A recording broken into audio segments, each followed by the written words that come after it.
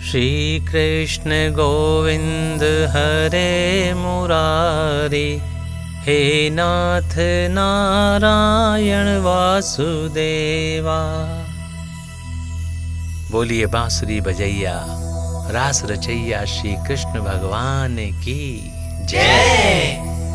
प्रिय भक्तों, श्रीमद् भगवद गीता के 15वें अध्याय के पश्चात आइए सुनाते हैं आपको 15वें अध्याय का महात्मा। तो आइए भक्तों आरंभ करते हैं। श्री नारायण जी बोले, हे लक्ष्मी, अब 15वें अध्याय का महात्म्य सुनो। उत्तर देश में नरसिंह नामक एक राजा था और सुभग नामक उसका मंत्री था।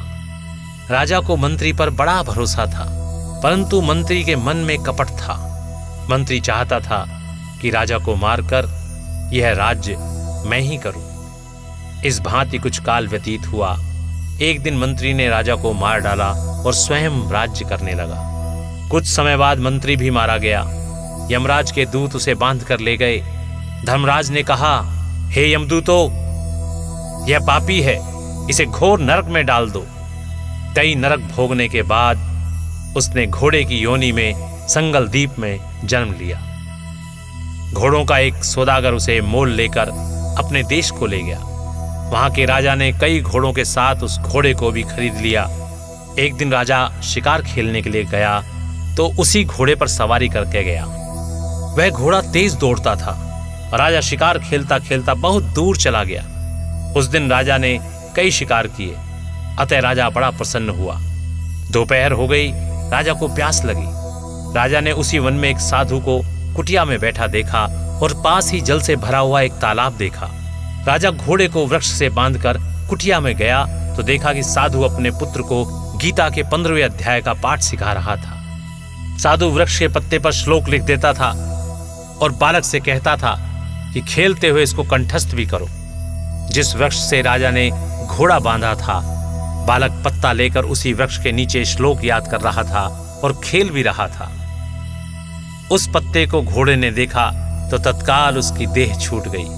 इतने में राजा पानी पीकर आया तो देखा घोड़ा मरा पड़ा है। राजा ने चिंतित होकर कहा कि यह घोड़ा किसने मारा है। इस पर आकाशवाणी हुई, हे राजन, मैं इस घोड़े का चैतन्य देव अर्थात आत्मा हूं और बैकुंठ को जा रहा हूं। राजा ने पूछा, तुमने कौन सा पुण्य किया है? घोड़े ने कहा, राजन, यह बात ऋषिवर से पूछो। राजा ने मुनिवर से पूछा तो उन्होंने कहा, हे राजन, गीता का श्लोक लिखा पत्ता इसके आगे पड़ा है। घोड़े ने अक्षर देखे हैं, इस कारण घोड़े की गति हुई। राजा ने पूछा, पिछले जन्म में घोड़ा कौन था? मुनीश्वर ने कहा, राजन, पिछले जन्म में तू राजा था और यह तेरा मंत्री था। इसने तुझे मारकर तेरा राज्य छीन लिया था। यह मरकर धर्मराज के पास गया। धर्मराज की आज्ञा से यह घोर नरक भोगता भोगता घोड़े के जन्म में आया। संगल द्वीप से आकर तेरे पास बिका। यह कह ऋषि चुप हो गए। राजा ने विस्मित होकर दंडवत किया।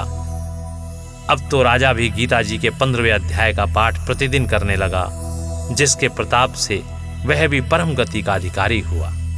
बोलिए श्री कृष्ण भगवान की जय। इति श्री पद्म पुराणे उत्तराखंडे गीता महात्म नाम 15वां अध्याय समाप्तम।